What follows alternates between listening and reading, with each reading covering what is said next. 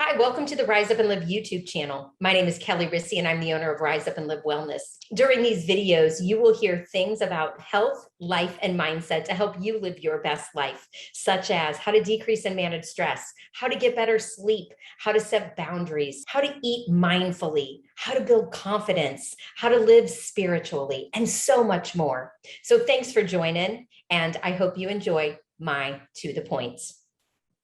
And here is a little throwback for you. And today we are talking about strengthening our willpower.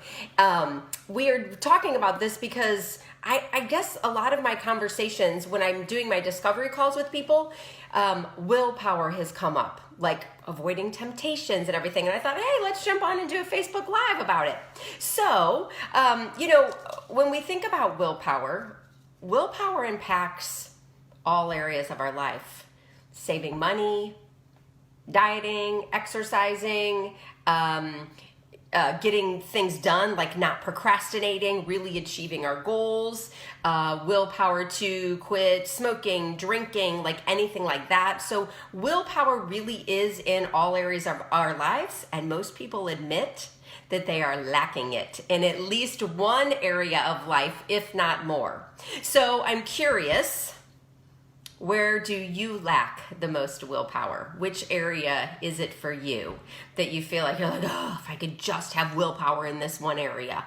Is it eating healthy foods? Is it exercising? Is it saving money? Like I said, like what is that for you? I feel like for me, it's kind of been in all different areas of my life at different times. Right? Depending on kind of what's going, like sometimes I've got my act together in this area, but I need more willpower in this area. But, let's look at willpower for a minute. So the definition of willpower is the ability to delay gratification, right? So it is resisting short-term temptation in order to meet your long-term goals.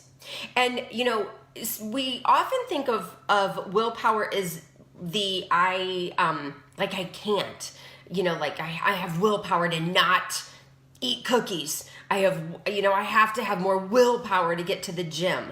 And so then it's like we're saying no to things. Sometimes we can just do a little mindset shift and think about, well, what are we saying yes to, right? Looking at willpower is saying yes. I'm saying yes to getting stronger. I'm saying yes to having more money in my bank account. I'm saying yes to having my business grow, right? So if I'm really having willpower in those areas, I can think about it and not in terms of what I can't do, but what do I get to do? What is that yes of having willpower allowing me to do? And so, people with willpower are often happier, healthier, they manage stress better, they make more money, and they're more satisfied in relationships. So it is a big deal to be able to strengthen your willpower muscle. All right, so how can you strengthen your willpower muscle? Number one, we have to be aware. We make over 200 decisions a day. And if we are not aware of the decisions we're making, then how do we even know what we're doing, right? It's that being mindful. When we're on autopilot, we're not even aware of the decisions that we're making. And so then we get really tempted by distractions because we're not even aware. It's just on autopilot, right? Like, oh, I'm passing by the pantry, I'll have a this. Or, oh, I think I'll, go talk to my coworker instead of doing the work I need to do. Like whatever that is, right? The temptation's just more there. And so really to be aware. Number two is to exercise. There's actually studies out that say that people who exercise, so you're going to eat less junk, you're going to eat healthier, you're going to watch less TV, you're going to save money, and you're going to procrastinate less. So exercise is a big one to help with willpower. Number three, decrease your stress, right? So when we are in that calm and relaxed state, we actually make better decisions because we're not as distracted, we're not as overwhelmed, we're not as anxious about things, and we are able to delay the gratification longer, and we're just able to cope with stress better. And then the last one, y'all, this was the hardest one for me, is be self-compassionate. When you are kind to yourself, you actually have greater motivation and more self-control. So we often think, I'm going to guilt myself and shame myself into losing weight.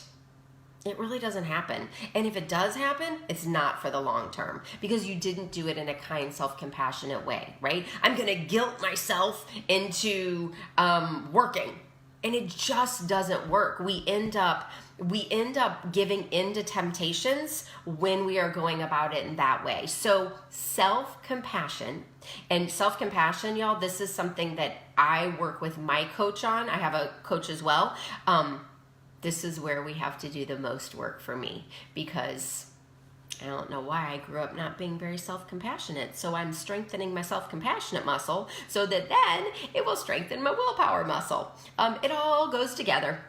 So anyway, I ask you, how self-compassionate are you being to yourself? How kind are you being to yourself? So think about that and know that that is key to increasing your willpower.